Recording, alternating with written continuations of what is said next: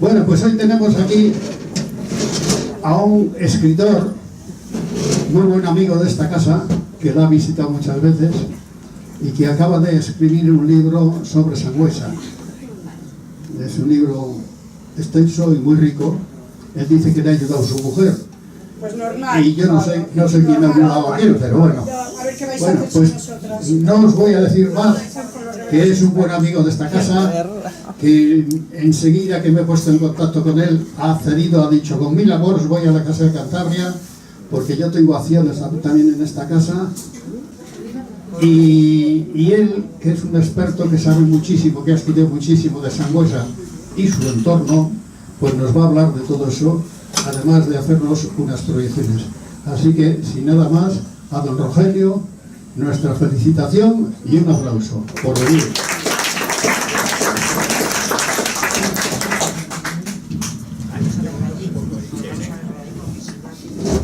Bueno, lo primero, dar las gracias a José y a todos los que han participado en darme la oportunidad de que venga aquí a presumir de ciudad. Yo soy de Sangüesa, soy cantero artesanal y en los ratos libres ya desde hace años pues me dediqué a... Bueno, no es un oficio en sí, pero es revolvedor de la historia. Porque no estaba conforme con lo que se decía de Sangüesa. Bueno, en realidad es que no se decía nada de Sangüesa, que viene a ser la Teruel de Navarra. Pues no se acuerdan de Sangüesa más que para hablar del pantano entonces me metí ahí, claro, yo por el oficio mío conozco muy bien pues iglesias y conventos, todo lo que tenga que ver con el pasado. Y al final, pues por incitación de mi mujer, pues me decidí a escribirlo. Y ahí vine a los archivos de aquí, de la catedral y el diocesano, empecé a buscar documentos y pues me cambió todo lo que tenía yo sobre la historia de Navarra y de Sangüesa, pues me cambió todo el estilo. Y he escrito, de investigación de Sangüesa he escrito 4 libros, ahora estoy por el 5º y he sacado la novela que decía José, esa es la última que he sacado. Porque mi mujer, que es muy sabia, con toda la ilusión cogía los libros de investigación, pero no entendía la mitad. Me decía: chico, que esto no hay quien lo lea, joder, no puedes hacerlo en novela que lo entendamos todos. Y entonces saqué la novela y se agotó nada más salir. Hay que darle la razón. Siempre gracias. Es una novela pues basada en la historia, en todo lo que he investigado. Ya hablaré ahora aparte aquí. Tampoco he traído mucho pues por no cargar, pero eso que a mí me invitan a hablar de Sangüesa y puedo estar 6 horas, pero como me limitaron a una, pues me he tenido que ajustar un poco. Entonces no sé si conoceréis a algunos Sangüesa. Sí, todos. Esta es, no, hay mucha gente que no. Esta es lo que marco aquí en rojo. Esta es la merindad de Sangüesa, que es la merindad más grande de Navarra y méritos tiene de sobra para serlo. Ahora lo veremos por qué. Y ahora está la administración está dividida, se puede decir, entre dos: Sangüesa, que es la capital de Merindad, y Aoiz, que es donde se llevaron los juzgados y donde está la oficina de empleo. Ya está cogiendo pues bastantes administraciones, está quedando en Aoiz. En Sangüesa, en una riada, se perdió toda la documentación del juzgado porque se anegaron, se arrasó todo y entonces se llevaron provisionalmente a Aoiz. Y hace ya más de 100 años, o sea que la provisión fue muy amplia. Y es lo que ha estado pasando en Sangüesa, que se han llevado todo y al final nos hemos quedado... Ahora estamos 5.000 habitantes y se puede decir que Sangüesa sigue siendo un buen lugar para vivir, porque es una ciudad, pero seguimos teniendo vida de pueblo, como quien dice. Nos conocemos todos y no hay apenas delincuencia, no sé, se vive muy a gusto. Pero es una pena que no se sepa valorar pues, la riqueza real que tiene la historia y todo el patrimonio de Sangüesa, porque tienes Olite, que se lo merece, que es una señora villa, Olite, ciudad, que tiene título ciudad. En el Palacio solo el año pasado 630.000 visitantes, dije lo que había tenido. Y en Sangüesa, si te llegan 8 o 10.000, te puedes dar como canto los dientes. Y tenemos casas señoriales, tenemos unas iglesias, ahora veréis que son un auténtico lujo. A ver, esta es Sangüesa, una foto que salió el otro día desde la Torre de Santa María. Ya veis aquí, por las ordenanzas que ha habido, no se dejaba elevar en el casco antiguo más de 3 plantas, precisamente para que veáis la estampa que lo que primero veis son las torres de las iglesias, y es, o sea, todo el conjunto de la Sangüesa histórica sigue manteniendo toda la esencia, la que verdad merece la pena del pasado, porque lo que son edificios así estrambóticos, a Dios gracias por ahora, no hay ninguno. Bueno, aquí he traído algo para explicar la historia de Navarra, porque la de Sangüesa en la antigüedad está muy ligado. Y entonces esto es cuando desapareció el Imperio Romano. Hispania se quedó así dividida en los moraves, en lo que se quedaron los visigodos. Ya veis que todo lo que es Navarra ahora quedó en manos de visigodos. Después los suevos en Galicia y parte de Asturias, y abajo los vándalos. No sé si estaréis al tanto, aquí en la excavación que se hizo en la catedral de Pamplona sacaron edificios visigodos, pues en Sangüesa alguno también tenemos, aunque no lo reconocen aún, esperemos que lo reconozcan. Pero eso, que la zona esta se quedó todo de manos de los visigodos. Y esto es un documento, al principio un documento que hay en Leire, que lo transcribí hace un par de años para uno de los libros, que explica, esto se tiene como el padre del primer fuero navarro, porque explica cuando vinieron los moros qué es lo que ocurrió en esta tierra. Dice que se perdió España entre los puertos, en Galicia, o sea que Galicia se perdió a manos de los moros, las Asturias, Álava, Vizcaya, Baztán, La Berrueza, Valle de Yerri, Ansó, todas las montañas sobre Jaca, hasta Roncal, que Roncal se mantuvo, eso fue una expedición muy notable además. El Salazar se perdió, Sobrarbe y Aiza, o sea, se quedó una zona, por decirlo, desde Irurzun más o menos hasta el Valle de Tena, Panticosa, Formigal, pues hasta esa franja. Eso es lo que quedó libre. Entonces, en las primeras referencias antiguas que hay, tanto que dicen de Íñigo Arista aquí en Pamplona, son muy anteriores a Íñigo Arista. Esto que veis es una ermita que hay en Alsasua, la ermita de San Pedro, que tiene esta talla en el tintero, que habla, ya veis, en el año de a 20 de enero, en esta, o sea, del 717 a 20 de enero, en esta iglesia de San Pedro del Valle de la Corunda, fue electo y ungido por el rey de Navarra, García Jiménez, y esta elección confirmó el mismo año el Papa Gregorio II, como parece por su bula que tiene la dicha valle en su archivo. O sea, ¿qué está diciendo aquí? Que en el año 717 ahí se ungió como rey a García Jiménez. A base de rebuscar, y yo soy muy amigo de las leyendas y de hablar con la gente mayor, la tradición oral que se dice, que uno siempre ha oído a su padre lo que ha dicho, su padre de su padre, y así te puedes remontar. Hay una leyenda muy buena en Aisa, bueno, una leyenda que de hecho es el fundamento del escudo de Aisa y de uno de los escudos de Aragón. Que cuando atacaron los moros a Aisa salió un tal García Jiménez con sus guerreros cristianos a defenderlo y estaban perdiendo ya la batalla cuando de pronto vieron una cruz en llamas en una encina ardiendo. Entonces les dio ánimos porque para ellos significó que Dios estaba con ellos y ganaron la batalla. Y entonces el escudo de Aisa ahora es una cruz encima de una encina. Y si veis el escudo de Aragón, uno de sus cuarteles es la cruz con encina. Pues esta García Jiménez, yo estoy convencido que es el mismo. Que era, este es hijo de Jimeno de Pamplona, Jimeno el Fuerte que se le llama, que era el señor de todo este feudo que hemos hablado antes que no se conquistó. Bueno, esto es parte de los anales de los reyes francos. Aquí habla, mira, habla de Pipino, el padre de Carlomagno, que mientras estaba él en Córcega peleando contra los moros, aquí en España seguían combatiendo a los moros, ya veis aquí, navarros y pamploneses. Es una cosa muy curiosa que nadie ha hecho caso, pero que se repite en varios documentos, que habla de navarros por un lado y pamploneses por otro, aunque ahora se tenga todo junto. Esto tiene una causa, o sea, de toda esta franja que se quedó libre, después hubo una separación, que la vamos a ver ahora. Esta franja que he marcado en rojo, esto es lo que se quedó libre. Este puntito azul es Pamplona y este de aquí abajo es Sangüesa. Todo lo demás, a excepción de las montañas de Cantabria y de Asturias, porque en Asturias, por ejemplo, en Gijón sí hubo gobernador sarraceno, o sea que sí que conquistaron lo que después se reconquistó. Eso sí que fue de verdad reconquistado. Cosa que la zona esta de Sangüesa no se llegó a conquistar nunca. Y después aquí en el cruce de los ríos, aquí estaría Tudela.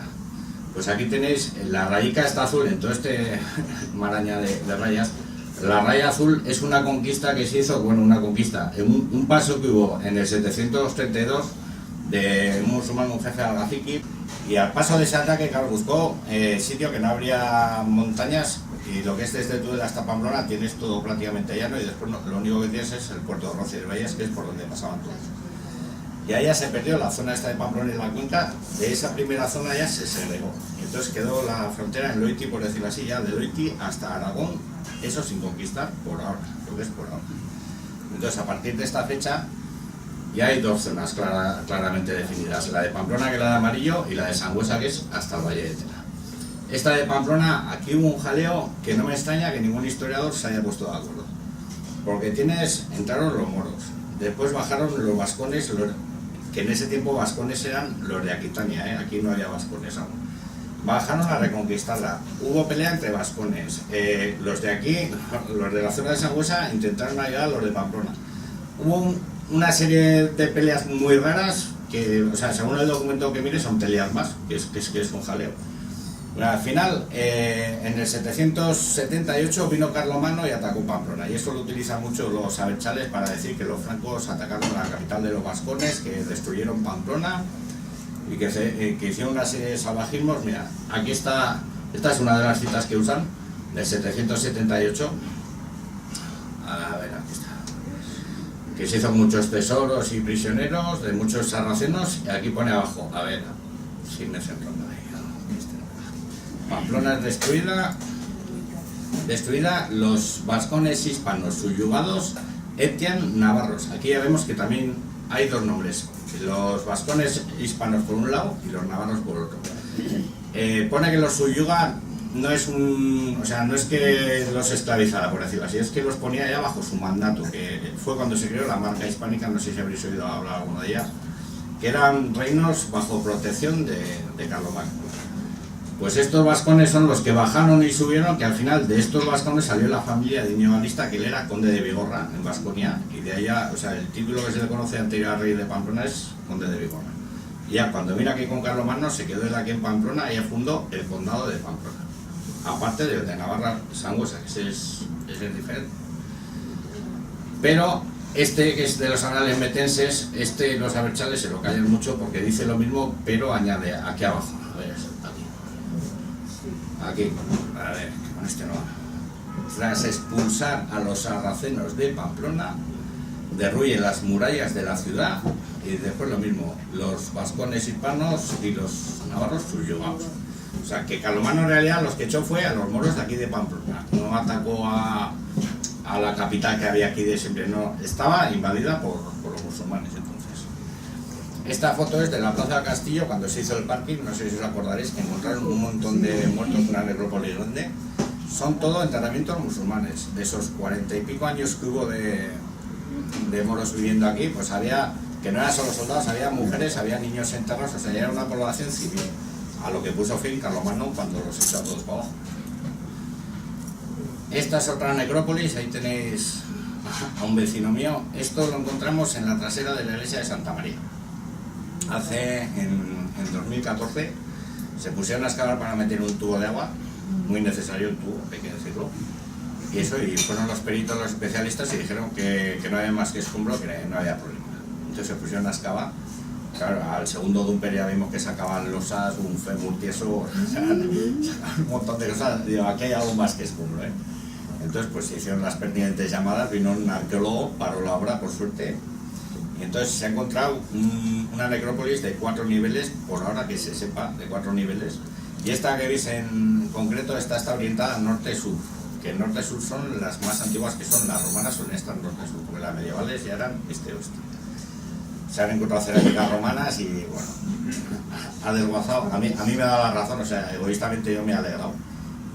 Ahora tienen que ver los demás cómo ajustan esto, porque siguen diciendo que Sangüesa II en 1122, o sea, hay pruebas más que de sobra que afirman lo contrario. Esa es una de las necrópolis que hay, esto no sé si lo conoceréis, es el convento de los padres capuchinos de Sangüesa, que es una plaza muy grande, que es todo un parking. En su día se intentó excavar un parking subterráneo, y al final no pudo hacerse porque picaron donde picaran, salían huesos, pero no como sé que hemos visto que salían montañas de huesos. Y hasta para eso hay justificación documental. Te pones mirando documentos, hubo un sacerdote en Sangüesa que la verdad que ese fue el primer revolvedor que dijo de la historia, 2007 de Villarrica. Y él encontró un documento que decía que en la batalla de Olaz, que también lo tienen como leyenda, donde Sara la Roncalesa le cortó la cabeza, no sé si habéis oído alguno, esa batalla, se supone que murió ahí el primero de Ramán. Pues el documento decía que en esta plaza se había hecho una fosa común y se habían enterrado todos los guerreros cristianos que habían fallecido en la batalla de Olaz. Resulta que si esa batalla no existe, ahora a ver cómo explican también que esta fosa aquí también. Eso, cuando bajéis a Sangüesa y os pasearé por estos sitios que hay. Pues necrópolis, tengo 4 localizadas y muy grandes. Bueno, y aquí estamos con el concepto de Navarra. Yo cuando hablo de Navarra, yo obviamente siempre tiraré para Sangüesa, que es mi obligación. Pero los reyes de entonces, esto es de Alfonso el Batallador, los reyes de la Edad Media de Navarra, ellos a sí mismos no se tenían como reyes de Navarra. Ellos, como podéis ver, Alfonso, por la gracia de Dios, emperador de las provincias españolas. Ellos se tenían como reyes de España, los reyes españoles, pero no de la España de ahora. Ellos, el sueño de ellos era reconquistar la Hispania romana. El concepto de un pueblo peninsular unido con una tradición, sobre todo cristiana católica, que eran antiarrianos total, y pues con la cultura grecolatina, que es la que se ha tenido aquí. O sea, el epígrafe de rey Navarro es muy moderno. Ellos se tenían siempre como reyes de España, cosa que en Castilla ya se titulaban castellanos, los aragoneses eran los condados catalanes, el reino de Valencia, no sé, varios, pero no decía, de España no decía nadie más que los navarros. Bueno, aquí tenéis un mapa que ha hecho mucho daño a los malos, que digo yo. Esto es de dos profesores de Bilbao que han hecho un estudio sobre el euskera. La zona esta de arriba de todo es donde tenía el origen, y aquí es toda la expansión que tuvo en el siglo XI hasta aquí. Esta es, claro, aunque lo veáis marcado de negro no significa que sea euskera, significa que algún nombre en euskera ha quedado, pero sobre todo esta zona de abajo suele ser este, habla castellano. El origen está aquí muy claro, en la Vasconia aquitana, pero si veis hay unos cortes muy drásticos, que uno es aquí y otro lo tenéis aquí. Pues este es Sangüesa, que está aquí, y aquí arriba tenemos Castrurriales, y tiene un corte lingüístico que es muy drástico, y ahora veremos por qué. Esto es un trabajo de Bruno Camus, un profesor de la Universidad de Castilla, que hablando de todo esto dice: al sur de esta frontera, en poblaciones como Solada, Los Arcos, Lerín, Olite o Cáseda, no parece que hayan existido comunidades vascoparlantes en época antigua, tardoantigua ni medieval, o sea que no se ha hablado de euskera nunca. Bien al contrario, en la misma época en que el Vasconce se extendía por la antigua calzada romana de Pamplona, no solo repetieron esta expansión vasca, sino que además comenzaron a irradiar sus propias variedades romances, herederas directas del latín. Conocemos la existencia de múltiples focos: Sangüesa, Tafalla Olite, Viana Logroño, Miranda de Ebro, Valpuesta y Castrurriales. Que esté Sangüesa la primera no es por accidente, Ya digo que no es por presumir de pueblo, pero Sangüesa es de donde se empezó a irradiar el romance navarro. Lo que es el origen del castellano ahora es una evolución del latín romanceado que peleaba contra la intrusión del euskera que venía entonces del norte. Y ya veis, lo ponen los focos bien claros. Y otro de ellos de los importantes, ya habéis visto el corte del mapa, es Castrurriales, que allá también se opusieron a la intrusión lingüística. Bueno, y aquí ya llegamos a Sancho el Sangüesino, que digo yo, Sancho Garcés. Ese sí fue el primer rey de Navarra, que se podía llamar así porque era de la zona de Sangüesa. Y estas son las crónicas que escribió Abderramán III. De cuando vino, en el 924, vino a visitar Sangüesa, se ve que le habían hablado bien y quiso pasar, ya veis. Después de atacar Carcastillo junto al rey Aragón, cuyos cultivos borró, y luego se propuso penetrar en el mismo corazón del país de los infieles. O sea que la zona de Sangüesa ya la declaran ellos como el corazón del país de los infieles, donde se reunían y sentían seguros para hacerles daño allí mismo, para lo cual se equipó tomando en la marcha las precauciones de cuidar los flancos y mantener las posiciones. O sea que ya entraron con bastante miedo, recogiendo los extremos, y así avanzó por el desfiladero de Malcuerno. Esto es una foz que hay detrás de Cáseda, o sea, cruzando para Carcastillo, una foz que con esta chica. En perfecta formación el sábado 11, o sea el 17 de julio de 1924, penetrando los ejércitos en lugares donde nunca lo hicieron. O sea que en el año 924, ahí fue la primera vez que un moro pisó las tierras de Sangüesa. Lo que es toda la cadena de peñas, Soros del Rey Católico, todas esas montañas, es la primera vez que las cruzaron para Sangüesa. A ver, quemando fortalezas y destruyendo así el país hasta parar en la aldea de Sangüesa, de la que era oriundo el bárbaro Sancho, a quien Dios estirpe, y cuyos edificios fueron destruidos y quemados todo su contenido. No fueron destruidos. Hay posibilidad de que quemaran una iglesia. De hecho se sabe, lo que no se sabe cuál, porque han aparecido restos de incendios de dos. Pero bueno, Sangüesa al estar amurallada, esto era todo un ejército de 3.500 a caballo, o sea, lo más que tenían arcos, y eso contra una muralla pues se estampan. Todo lo que quedaba afuera, pues corrales, las casas de los vasallos, y sobre todo el trigo, los cereales, eso lo arrasaron todo. Además entraban siempre en verano con la misma idea. Pero lo que son las ciudades, el núcleo de arriba de Sos, el núcleo de Cáseda, la ciudad de arriba, todo eso claro, intacto porque no podían con ello.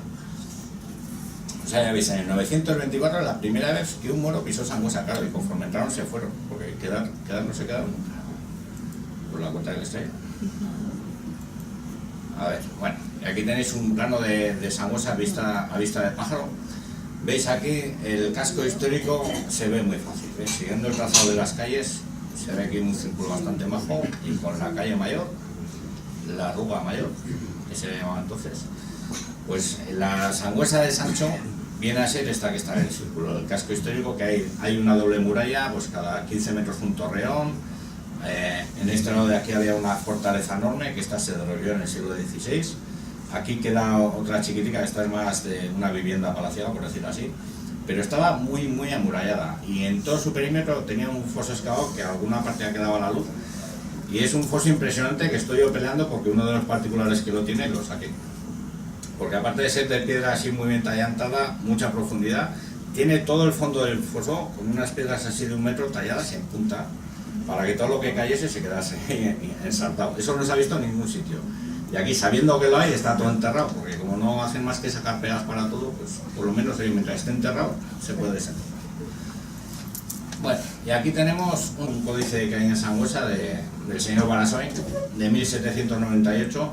Explica la historia de Sangüesa con todo lujo de detalles, y es un códice que es tan completo como molesto. Porque a todos los que han escrito la historia oficial, sobre todo los que dicen que todos somos vascos y vascas, esto les viene fatal. Por este libro pasó y habla de lo que quiere, o sea, el trabajo de las ermitas, habla todo lo que pone de las ermitas de Sangüesa, lo saco de este libro. Pero sin embargo, hay todos estos detalles que voy a nombrar. Dice que Sangüesa, el nombre latín era Andalesimo, y eso es problemático porque Andelo dicen que está en Mendigorrica. Después buscar mapas, que busqué yo cartógrafos de Francia, de todos lados, y el Andelo te lo ponen en Sangüesa, pero todos. Eso es una guerra muy curiosa.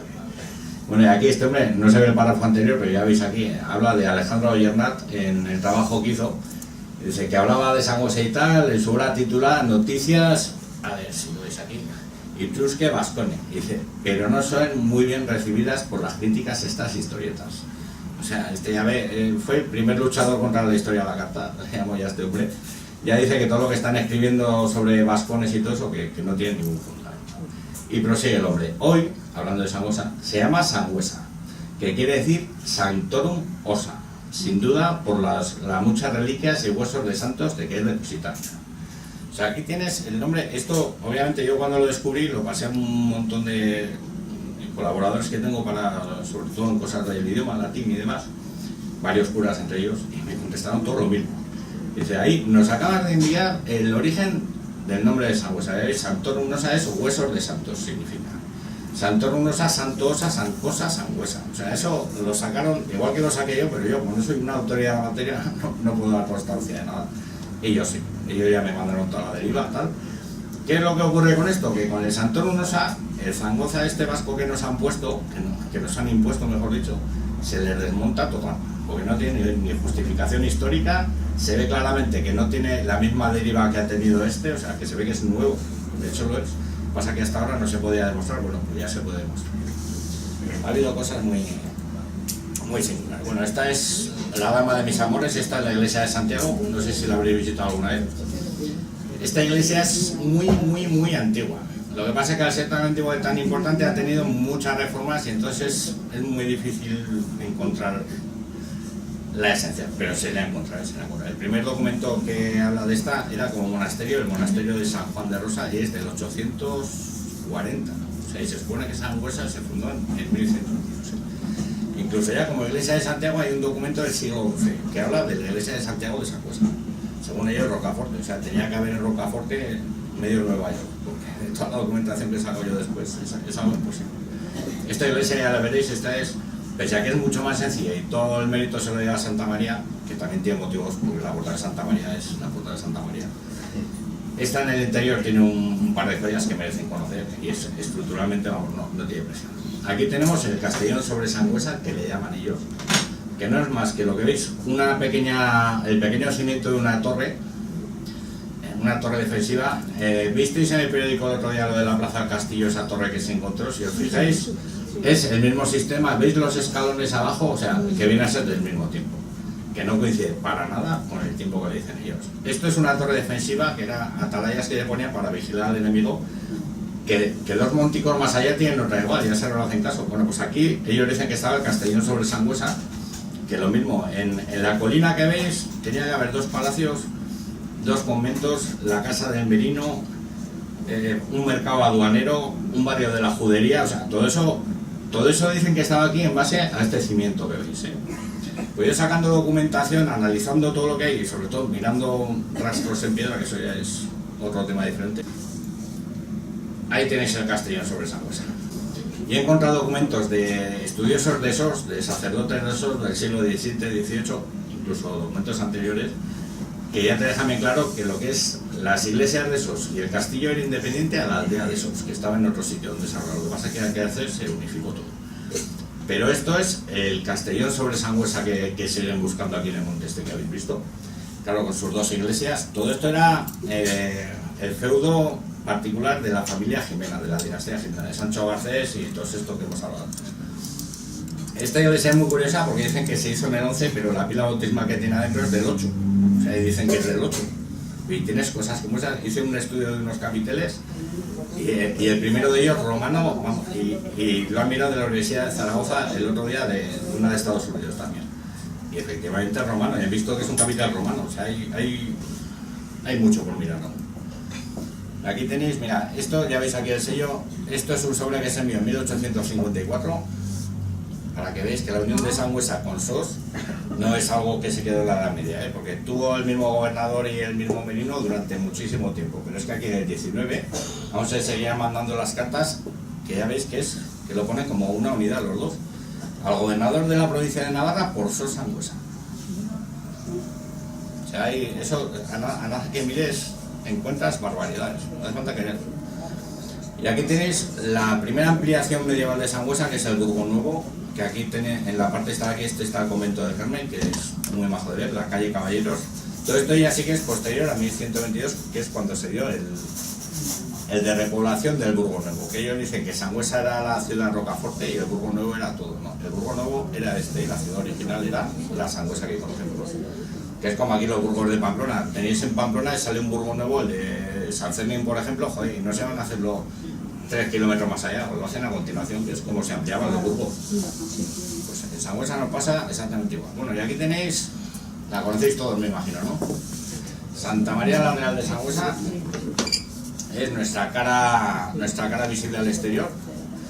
Lo más conocido, en el estudio que le hice fue para el cuarto libro de investigación. Es curioso, pero pese a tener toda la documentación reciente que hablase de los caballeros de San Juan de Jerusalén, todo lo que miré yo me llevaba a la orden del temple. Y ahí tenéis una de las estrellas del temple. Esto es un capitel interior. Hay 2 grandes y bien visibles además. Lo que pasa es que, hombre, yo por mi trabajo tenía acceso a verlas de cerca. Desde abajo sin luz es complicado no verlas.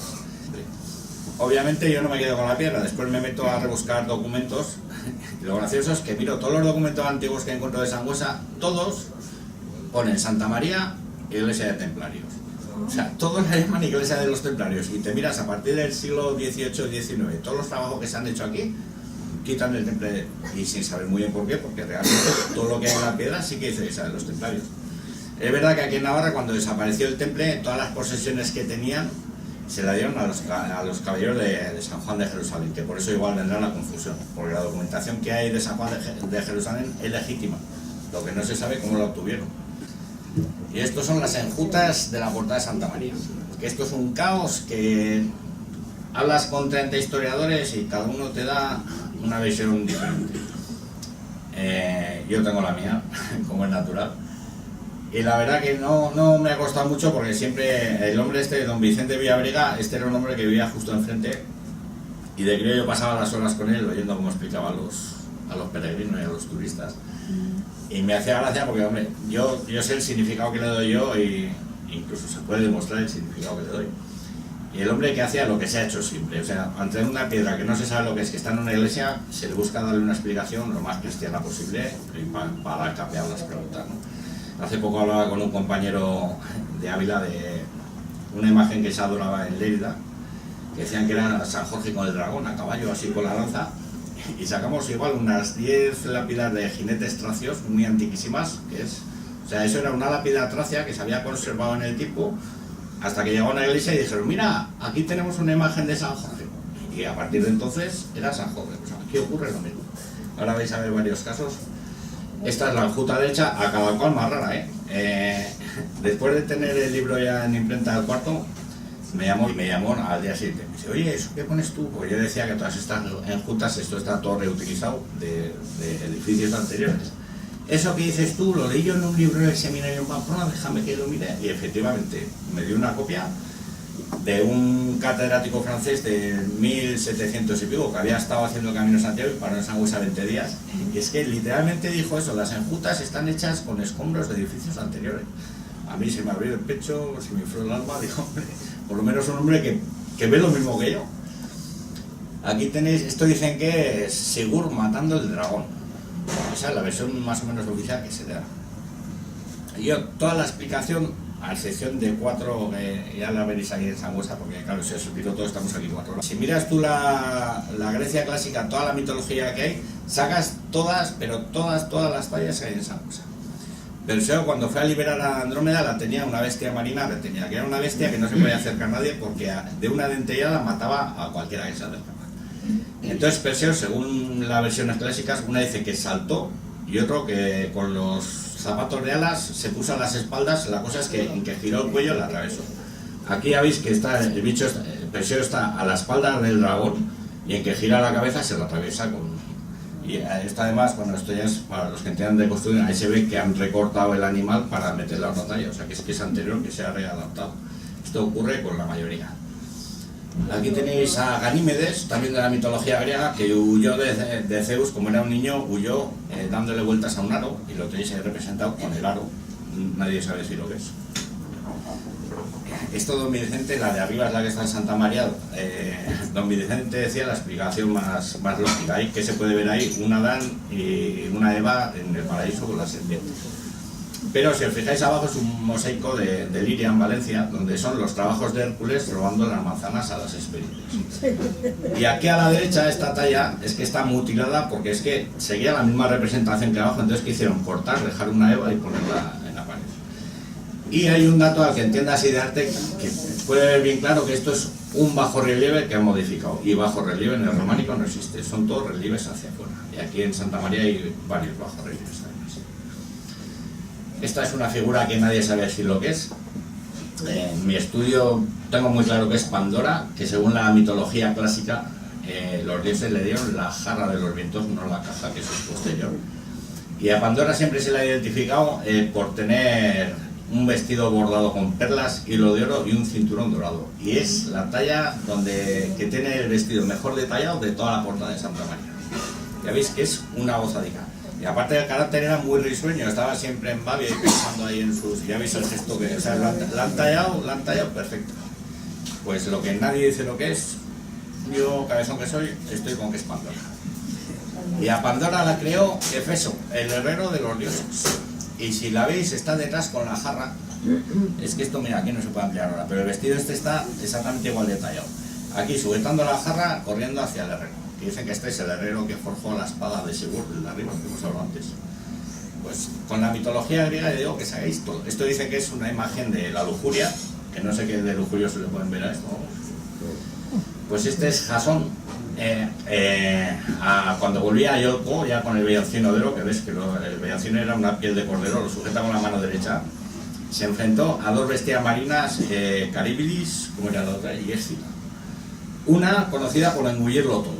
Y ya veis como una de ellas le está engullendo y la otra le está atacando. Y Jasón, ya veis, un joven así de pelo largo, o sea, es mitología griega en estado puro. Y aquí tenemos a mi amigo, que yo siempre que pasaba alguno le decía, mira, un antepasado mío que le sacaron la foto ahí.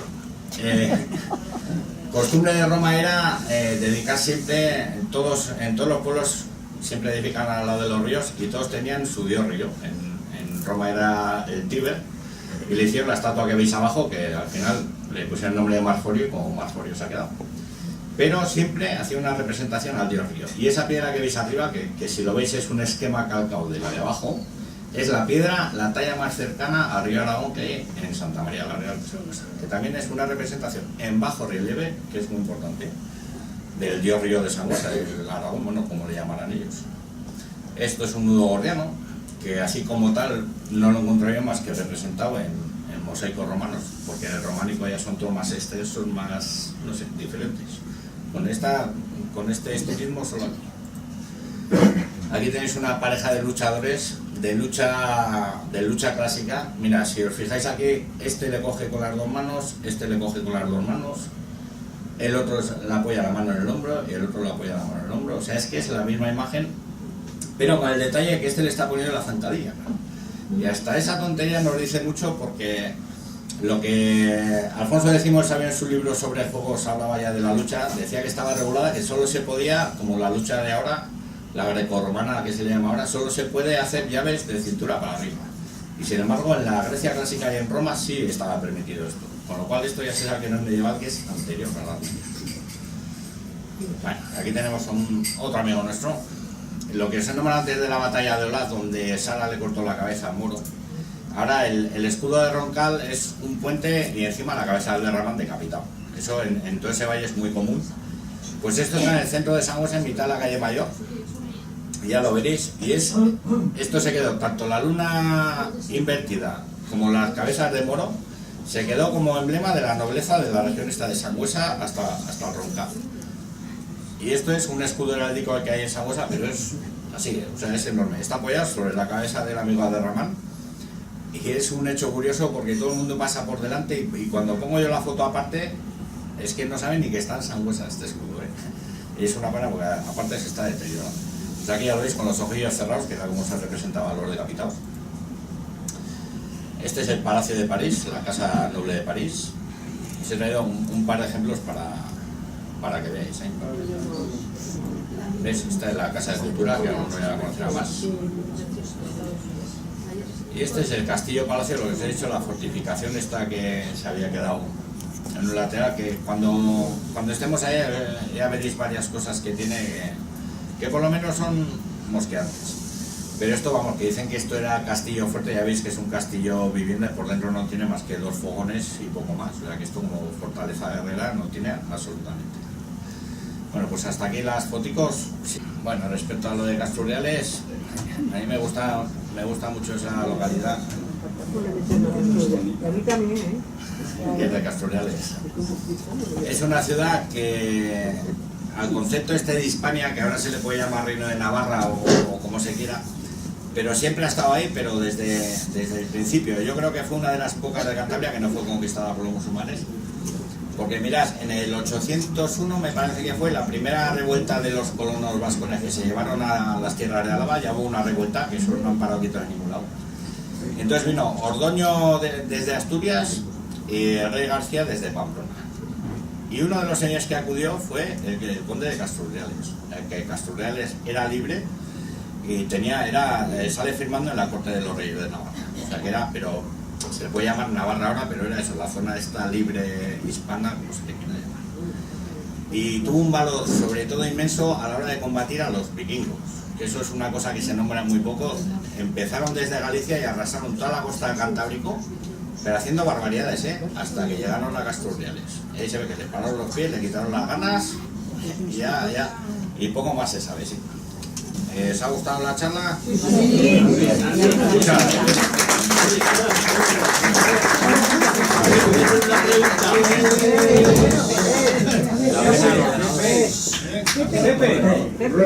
Que te quieren preguntar algo. Yo de siempre he tenido muchos amigos trabajando en la mina y así de Sangüesa. ¿A dónde vas? A Sangüesa. ¿De dónde vienes? De Sangüesa. Y yo añado, la que nunca falta. ¿De dónde viene esa frase? Viene de... Hubo un año que Sangüesa, que es que somos muy movidos, nos metimos en todos los fregados. Tuvimos una batalla muy grande en la llanura de Figuera contra los ejércitos de Aragón. Se juntaron los ejércitos de las 5 villas para atacar Petilla de Aragón. La sitiaron hasta que fue Sangüesa y la liberó. Y claro, ellos dijeron, pues ahora vamos contra Sangüesa. Y se encontraron, que yo no estaba ahí, se encontraron en la llanura de Figuera y los sangüesinos los arrasaron. Y entonces el rey Luis Útil le concedió el título de muy noble y muy leal y la que nunca faltó. O sea, porque también defendieron el paso del Burguete, o sea, ha habido un montón de batallas. Si se miran los anales de Navarra, en todas las ferias hemos estado, porque cuando no hemos estado de frontera contra los moros, hemos ido de frontera con Aragón. Y si no, entre nosotros mismos, porque somos muy... En las guerras carlistas, una de las iglesias estaba cantonado los liberales y en la otra estaba el gobierno, y a tiros de torre a torre. Es la historia de esa cosa. Muy bien, muy bien. Dígame. Quería preguntarte la importancia que tuvo en Irati el trenillo que iba de Pamplona a Hoy y a Sangüesa, y que fue en el año 1911 hasta 1940 o 50. A ver si eso influyó después cuando se paralizó y ya no fue fruto de Sí, ese eso. fue... A ver si eso fue económicamente fue un retardo para... No, el tren, la construcción del tren Irati fue el motor económico, el impulso que le dio a la ciudad de Sangüesa. La primera gran industrialización se debe al tren Irati, porque no solo acercaba personas, acercaba mercancías y las llevaba de vuelta también. Cuenta que andando en burra como se iba hasta ahora, paraban en la venta del Oite a dormir, pues es que le costaba más de un día. Sin embargo, con el tren en escasas 2 horas estabas en Pamplona. Yo me he hartado de trabajar en el Sangüesa. Igual me llamaban a un edificio, oye, mira, que hay que retirar todos los muebles, que vamos a hundir y tal, vamos a bajar todo. Desmontabas el típico vajillero navarro de mármol y mirabas la placa y con una pegatina del tren Irati, o sea, de cuando la habían enviado. Te sale, o sea, el 80% de la Sangüesa que se mantiene se debe casi a Irati. Lo quitaron y ahí empezó el gran declive de Sangüesa, bueno, hasta el día de hoy, que menos mal que alguien tuvo la idea de ponernos ahí la papelera, porque si no ya no sé qué nos estaría. ¿Qué economía tiene Sangüesa? ¿De qué tipo? Industrial, papelera, lo de... Sí, pero Acciona tiene como en Sangüesa, Goisar, lo de los chorizos Goicoa, tiene una planta bastante maja. Tenemos cerca a Casa de Rambiscofa, que da mucho trabajo. Son unas empresas por ahora más. ¿Alguna cosilla más? Hay que dar garra. El chico azul del fondo no... Oye, pues nada, pues más o menos con el señor.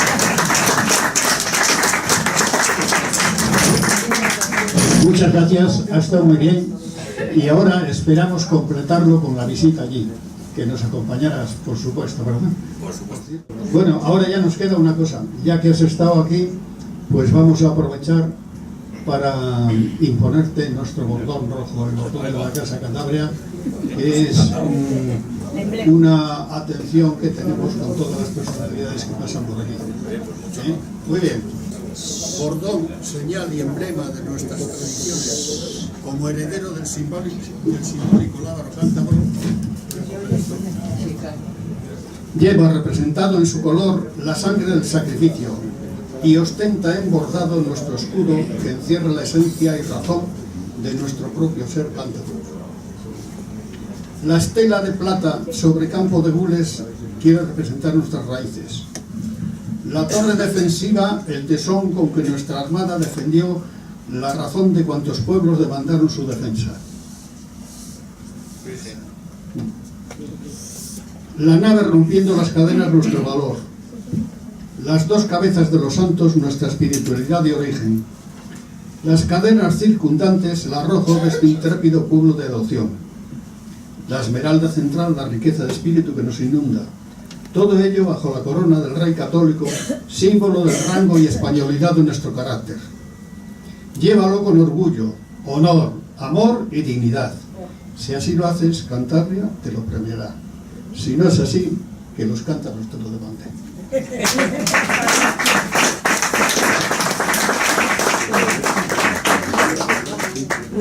Y también